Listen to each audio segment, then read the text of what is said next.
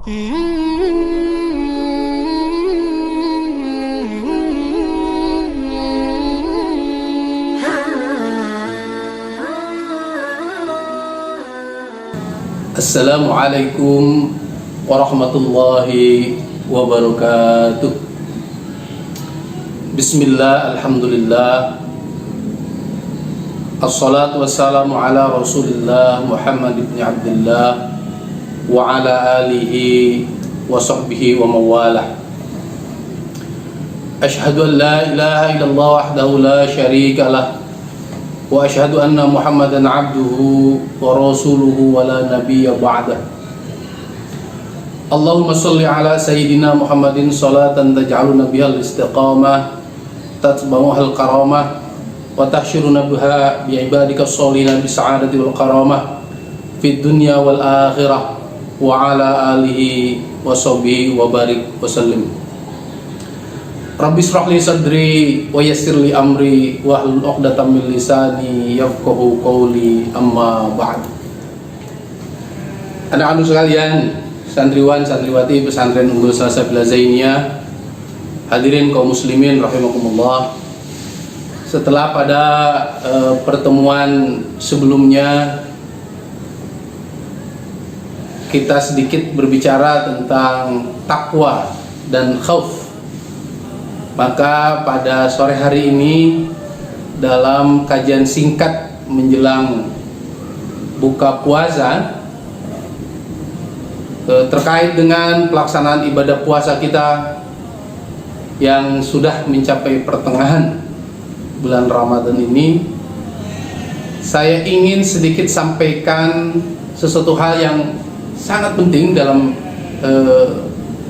pelaksanaan ibadah saum kita, yaitu tentang istighfar. Kenapa? Imam Al-Ghazali pada suatu hari ketika beliau sedang berada di majelis bersama murid-muridnya, beliau bertanya kepada murid-muridnya, "Wahai murid-muridku sekalian, apa yang paling dekat dengan kalian?"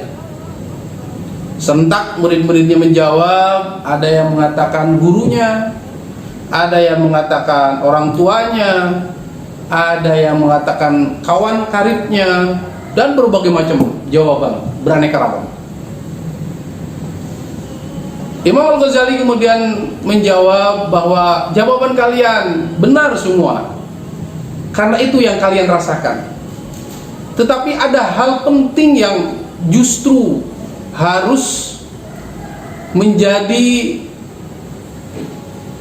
patokan kita dalam menjalani hidup. Apa sebenarnya yang paling dekat dengan kalian?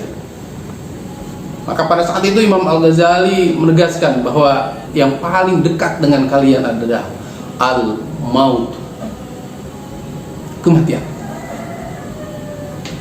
Jadi alam sekalian, yang paling dekat dengan kita, yang paling dekat dengan kehidupan kita sebenarnya adalah kematian. Kenapa? Karena bisa jadi bulan depan kita meninggal, bisa jadi minggu depan kita dijemput aja,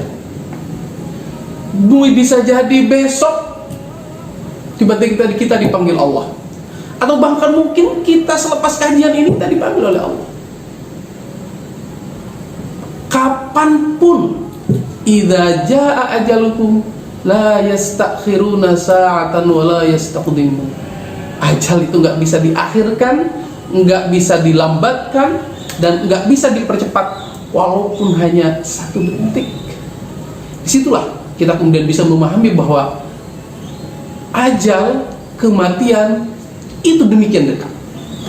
Oleh karena itu, anak-anak sekalian, menghadapi ajal yang demikian dekat ini, apa yang harus kita lakukan? Maka hal penting yang harus kita lakukan adalah istighfar. Apa istighfar? Baik, sedikit dalam kajian sorof, kalian mesti masih ingat bahwa istighfar itu dari istighfaro, ya, wajannya adalah istaf'ala. Jadi sulasi majid bisalah sati ahrufin ala wajni istaf'ala. Artinya apa? Istaf'ala bimana at-tolab. Jadi istighfar bimana tolabul maghfirah. Jadi sekalian, istighfar adalah ucapan yang disengaja diucapkan dalam rangka upaya meminta ampunan kepada Allah Subhanahu wa ta'ala.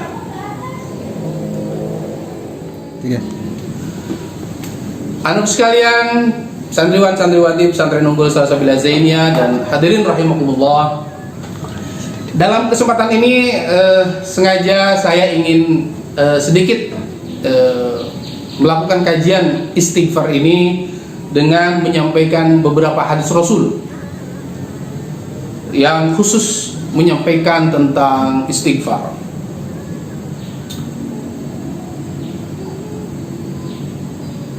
Bismillahirrahmanirrahim. Qala Nabi sallallahu alaihi wasallam, likulli da'in dawa'un wa dawa'ud dzunubi al-istighfar. Jadi Rasulullah sallallahu alaihi wasallam bersabda bahwa likulli da'in dawa'un, setiap penyakit itu pasti ada obatnya. Dan wa dawa'ud dzunubi, dan obatnya dosa-dosa adalah istighfar.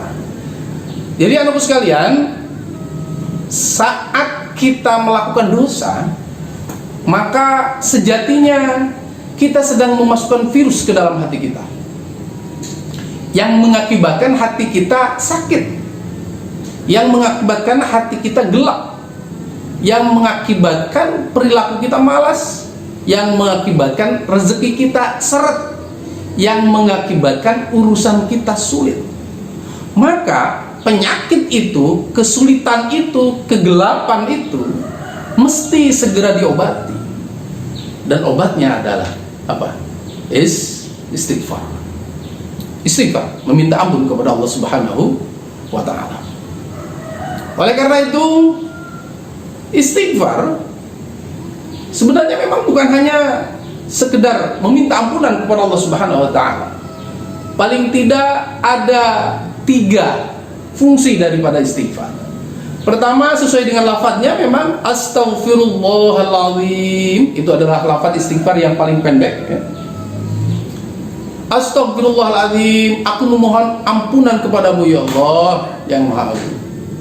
Jadi fungsi pertama istighfar adalah meminta ampunan kepada Allah Subhanahu wa ta'ala.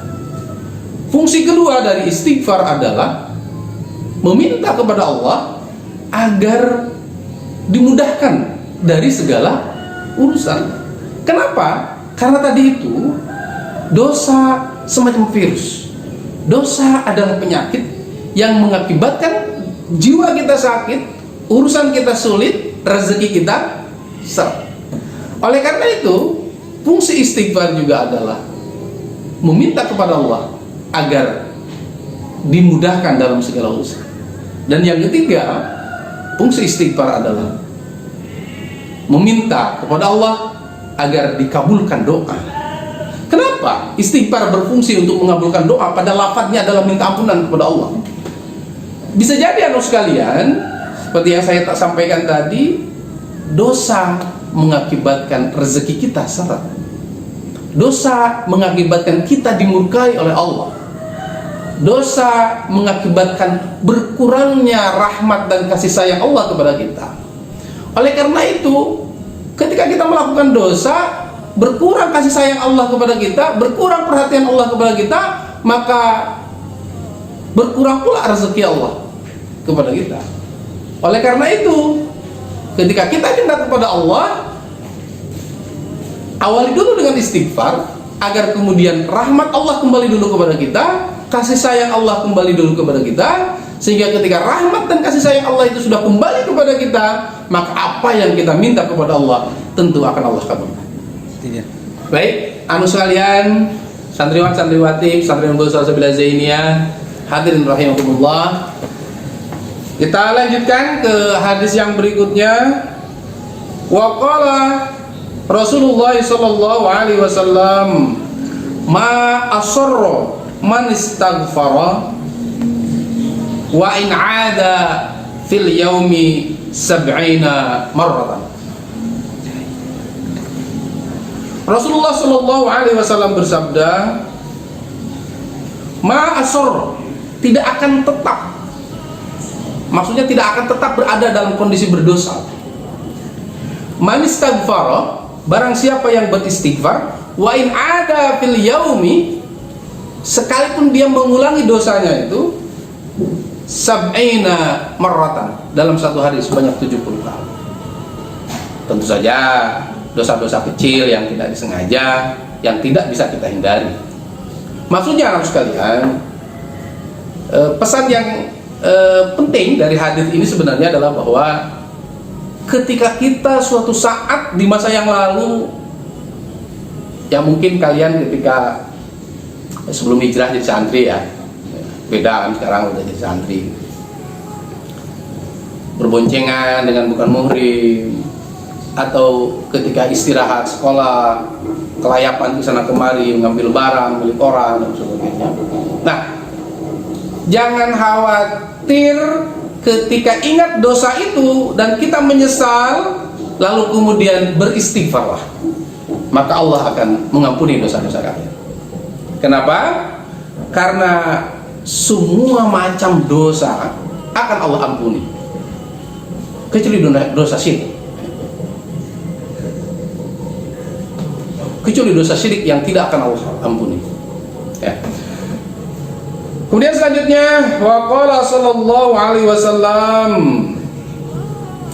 idza kasura ala ahadikumud dunubu falyatlu bil maghfirata bil istighfar.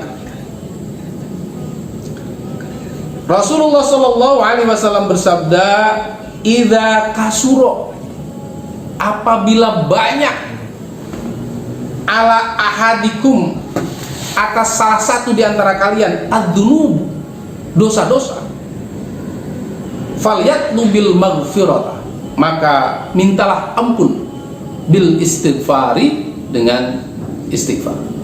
Jadi ketika kita merasa banyak dosa kepada Allah, banyak khilaf, banyak melakukan kesalahan, sholat yang kadang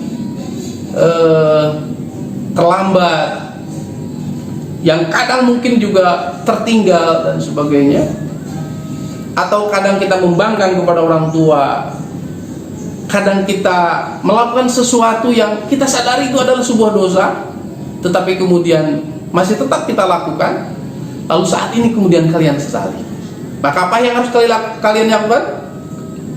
Falyatlu bil maghfirata bil istighfar, maka mintalah ampunan kepada Allah Subhanahu wa taala dengan istighfar. Wa qala sallallahu alaihi wasallam, al istighfaru ya'kulud dunuba kama ya'kulun naru al hatabal yabis. Rasulullah sallallahu alaihi wasallam bersabda, al-istighfar, istighfar itu, ini al-istighfar, istighfar itu posisinya sebagai mubtada ya. Kemudian al-istighfaru ya'kulud dunuba. Nah, ya'kulud dunuba ini adalah khabar, hanya khabarnya bukan khabar mufrad, tapi khabar jumlah. Khabar jumlah itu ada dua, ada khabar jumlah ismiyah, ada khabar jumlah fi'liyah. Nah, jadi dalam hal ini ya'kulu khabar jumlah fi'liyah, artinya khabar yang terdiri dari fi'il dan fa'il. Ya. Jadi ya'kulu, al-istighfaru, istighfar itu ya'kulu, memakan, ad-dunuba, dosa-dosa, kama ta'kulun naru, sebagaimana api, kama ta'kulun naru, sebagaimana api memakan al-hatobal yabis, kayu bakar yang kering. Coba yang. Jadi istighfar, kalau sekalian, itu seperti api. Ketika kita astagfirullahaladzim, astagfirullahaladzim, satu kali istighfar aja bisa menghapus dosa. Apalagi kalau kita kemudian beristighfar beratus-ratus, bahkan beribu-ribu. Tetapi jangan kemudian merasa bahwa dengan beristighfar lalu kita sudah begitu saja terlepas dari dosa. Rasulullah Shallallahu Alaihi Wasallam, kekasih Allah, maksum, satu hari beristighfar kepada Allah ratusan kali. Ketika kemudian ditanya oleh Aisyah istrinya, ya Rasul, kenapa engkau demikian rajin selalu beristighfar kepada Allah, padahal engkau adalah manusia yang dijamin oleh Allah masuk surga? Apa kata Rasul? Wahai Aisyah, tidakkah engkau ingin aku menjadi orang yang paling dicintai oleh Allah Subhanahu wa ta'ala? Masya Allah. Oleh karena itu, anak sekalian, dalam zikir sehari-hari kadang kita memang tidak membatasi berapa kali beristighfar. Kalau kita membaca tasbih yang lain, ya, habis sholat misalnya kita membaca Subhanallah 30 kali, 33 kali, Alhamdulillah 33 kali, kemudian Allahu Akbar 33 kali, La ilaha illallah 33 kali. Kenapa kok istighfar tidak dihitung harus berapa? Padahal seperti tadi saya sampaikan, ketika kita ingin meminta sesuatu kepada Allah, ketika kita ingin dimudahkan urusan oleh Allah, harus beristighfar dulu agar kita membersihkan diri dari segala macam penyakit, dari segala macam dosa, dari segala macam kesalahan. Nah, oleh karena itu, sebelum kita berzikir, bertasbih, bertahlil, bertakbir, bertahmid, membaca melaksanakan ubudiyah yang lain, maka selayaknya yang pertama kali kita lakukan adalah istighfar. Oleh karena itu, amalia istighfar tidak ditentukan berapa bilangannya. Lakukan sebanyak mungkin, lakukan dimanapun, lakukan kapanpun, tak terbatas tempatnya, tak terbatas waktunya, dan tak terbatas bilangannya. Semakin banyak istighfar, semakin bersih hati kita, semakin bersih dosa-dosa kita, semakin dekat rahmat Allah, dan semakin dekat kasih sayang Allah kepada kita, dan semakin mudah urusan kita, semakin gampang rezeki kita, dan semakin cepat doa-doa kita dikabul oleh Allah Subhanahu wa ta'ala. Selanjutnya, anak sekalian, santriwan, santriwati, pesantren Unggul Salsabila Zainiyah, hadirin rahimakumullah. Dalam sabdanya yang lain, Rasulullah SAW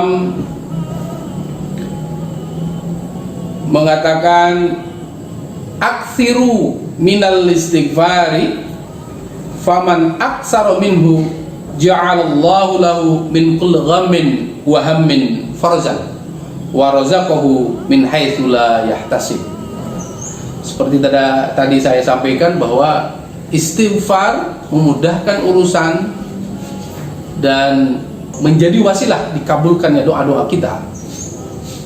Dalam hal ini Rasulullah SAW bersabda, aksiru minal istighfar, perbanyaklah beristighfar. Masa iya beristighfar satu hari cuma satu kali? Setidaknya dalam sholat kita melakukan istighfar berapa kali? Ya. Satu hari minimal 10 kali, 20 kali, 100 kali, 1000 kali, bahkan tak terbatas.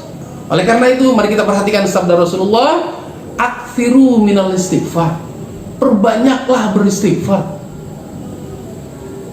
Faman aksaru minhu, dan barang siapa yang paling banyak minhu dari istighfar itu, artinya yang paling sering melaksanakan istighfar, melafadzkan istighfar, mengucapkan istighfar, apalagi dengan kesadaran penuh bahwa kita memang banyak melakukan kesalahan dan kekhilafan, ja'alallahu lahu min kulli ghammin, ja'alallahu, maka Allah akan membuat, menjadikan, lahu baginya, bagi orang yang beristighfar, yang banyak beristighfar itu, min kulli ghammin, dari setiap kesedihan, wahammin, dan kesusahan, farajan, jalan keluar, solusi. Sekalian, mungkin kita sedang saat ini, orang tua kita, saudara kita, tetangga-tetangga kita sedang mendapatkan kesulitan, menghadapi kesulitan akibat kebijakan PSBB, menghindari penyebaran virus corona, usaha terhenti, dagang berkurang, aktivitas yang menghasilkan uang berkurang, maka betapa banyak kesulitan yang dihadapi oleh saudara-saudara kita, bahkan oleh kita sendiri. Maka jalan keluar yang Rasulullah SAW tawarkan kepada kita adalah perbanyaklah istighfar. Allah akan ampuni kekhilafan kalian, kesalahan-kesalahan kalian.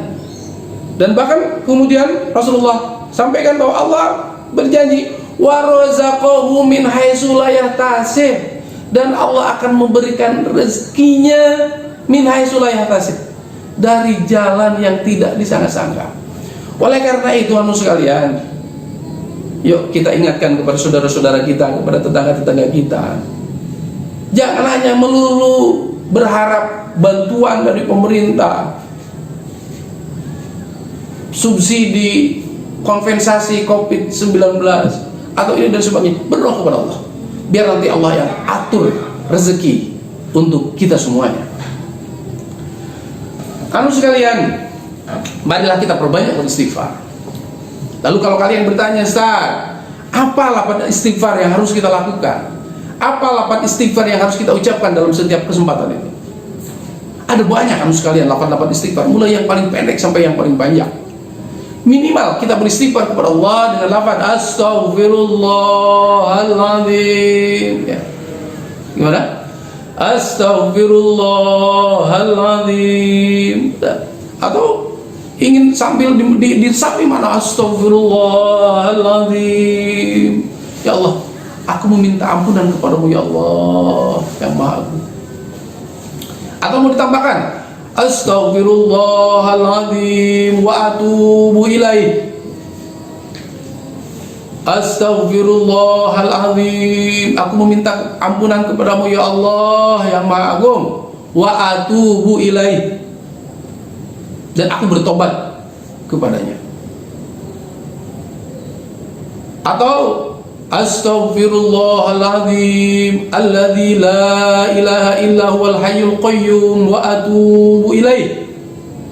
Astaghfirullahaladzim alladzi la ilaha illa huwal hayyul qayyum wa atubu ilaih. Nah, itu juga istighfar yang agak panjang. Kemudian ada istighfar juga yang lebih panjang, sering dibaca oleh kita.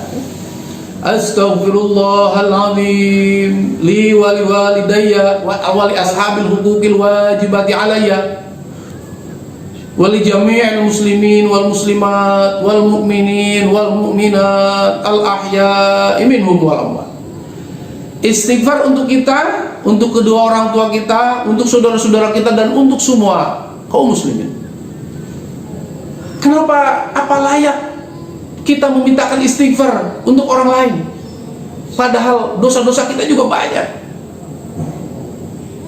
Jangankan meminta istighfar untuk orang lain, meminta ampunan kepada Allah untuk dosa-dosa orang lain, belum tentu juga dosa-dosa kita diampuni oleh Allah. Belum tentu istighfar kita dikabul oleh Allah.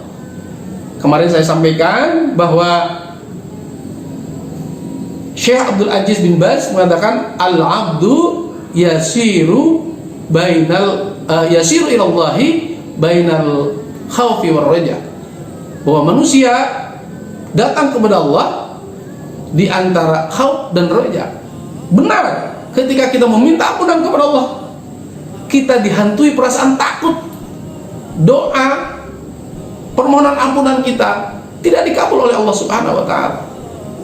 Tetapi juga harus diiringi dengan roja, harapan, bahkan keyakinan bahwa Allah akan mengabulkan kita, mengabulkan permintaan kita, doa-doa kita, dan mengabulkan taubat kita, istighfar kita. Dan satu hal yang lebih penting adalah bahwa ketika kita meminta ampunan untuk diri kita sendiri dan juga meminta ampunan untuk orang lain, dan orang lain juga meminta ampunan untuk dirinya dan meminta ampunan kepada orang lain, maka resonansi istighfar akan bersahut-sahutan antara istighfar kita dan istighfar orang lain. Maka resonansi istighfar akan bergemuruh mencapai arsy, dan itu tentunya akan didengar oleh Allah Subhanahu wa taala.